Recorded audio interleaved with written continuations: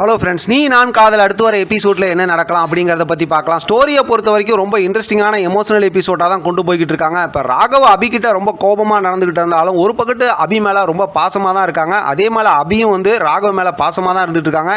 இருந்தாலும் ராகவால் அந்த முரளி கூட அபியை சேர்த்து வச்சு பார்த்ததை அதை மறக்கவே முடியாமல் தான் ரொம்ப போராடிக்கிட்டு இருக்காங்க. அபியும் அந்த விஷயத்தை பேசுனதுனால ரொம்ப கோபத்தில் அதை நிரூபிக்கணுங்கிற மாதிரி அவங்களும் ஒரு பக்கத்து போராடிட்டு இருக்காங்க. இந்த சந்தர்ப்பத்தை பயன்படுத்தி தான் முரளியும் சுந்தரியும் பயங்கரமாக கேம் விளாண்டுட்டு இருக்காங்க. நமக்கெல்லாம் தெரியும், லாஸ்ட் எபிசோடில் ராகவ் அபி பேசிக்கிட்டதை ரெக்கார்டர் மூலியமாக கேள்விப்பட்டு அடுத்து நான் என்ன பிளான் பண்ண போகிறேங்கிற மாதிரி சொல்லி இப்போ அபிக்கு கிடைச்ச அந்த ஆர்டர் வந்து என்னால் தான் கிடைச்சிங்கிற மாதிரி சத்தமாக சொல்கிறாங்க. பால்கனியிலேருந்து ராகவும் அதை கேட்டுறாரு. ஆனால் அதுக்கு முன்னாடி அபி கொடுத்த பணத்தை வாங்கினாலும் இப்போ கோபப்பட்டு இன்றைக்கான எபிசோட் லாஸ்ட்டில் பார்த்தோன்னா அந்த பணத்தை திருப்பி கொடுக்குறாரு. அப்போயாவது ரெண்டு பேரும் பேசி எதனால் அந்த பணத்தை திருப்பி கொடுக்குறீங்க அப்படிங்கிற மாதிரி சொன்னால் பரவாயில்ல.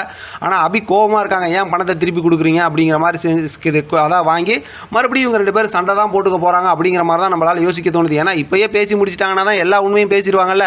அதனால் அடுத்து ஒரு டாம் அண்ட் ஜெர்ரி சண்டை நமக்கு காத்துக்கிட்டு இருக்கு. அந்த சண்டை எந்த மாதிரிலாம் வந்து அடுத்தடுத்து பிரச்சனையை ஸ்டார்ட் பண்ணும் அப்படிங்கிறது தெரியல.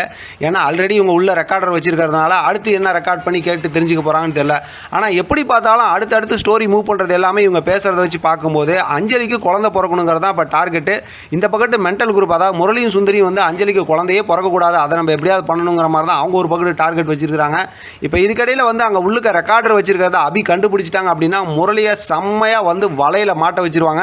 ஏன்னா இவங்க ஏதாவது ஒரு ஸ்கிரிப்ட் மாதிரி செஞ்சு இவங்களாம் பேசி இது பண்ணாங்கன்னா அது பிரகாரம் முரளி நடித்தாங்க அப்படின்னா முரளி வந்து பழையசெல்லாம் ஞாபகம் இருக்குது, முரளி வந்து பக்கா ஃப்ராடு அப்படிங்கிறத ரொம்ப தெளிவாக அபி வந்து ப்ரூவ் பண்ணிடுவாங்க. ஆனால் தெலுங்கு வெர்ஷனில் பார்த்தோம் அப்படின்னா நிறைய இன்ட்ரெஸ்டிங்கான மூமெண்ட்லாம் போய்கிட்டு இருக்குங்க. அதெல்லாம் சொல்லவே முடியாது, அவ்வளோ இன்ட்ரெஸ்டிங்கான மூமெண்ட்லாம் இருக்குது. அஞ்சலிக்கு குழந்தை பிறந்ததுக்கப்புறம் அந்த ஹாஸ்பிட்டலில் வந்து முரளி பண்ணாத வேலையெல்லாம் சைக்கோ மாதிரி பண்ணுவாங்க. கடைசியில் அந்த குழந்தையே கடத்திடுவாங்க. அந்த மாதிரி நிறைய மூமெண்ட் இருக்குன்னு வச்சுக்கலாம். இப்போ அதை பேசி நம்ம குழப்பிக்க வேணாம். ஆனால் அந்த மாதிரி மூமெண்ட்லாம் வந்து ஸ்டோரியை கொண்டு போவாங்களா, இல்லை இதுக்கடையில் பார்த்தோம் அப்படின்னா ராகவோ அபியோ அல்லது யாரோ ஒருத்தவங்க முரளியை பற்றி உண்மையான விஷயங்களை கண்டுபிடிச்சிருவாங்களா அப்படிங்கிற மாதிரி யோசிக்க தோணுது. ஏன்னா இப்போ எப்படி பார்த்தாலும் உண்மை தெரிஞ்சாலும் யாரும் எதையும் வெளியில் சொல்ல முடியாதுல்ல. அஞ்சலியை வந்து பார்க்கணுங்கிறதுனால எல்லாரும் அதை மறைச்சிக்கிட்டு தான் இருப்பாங்க.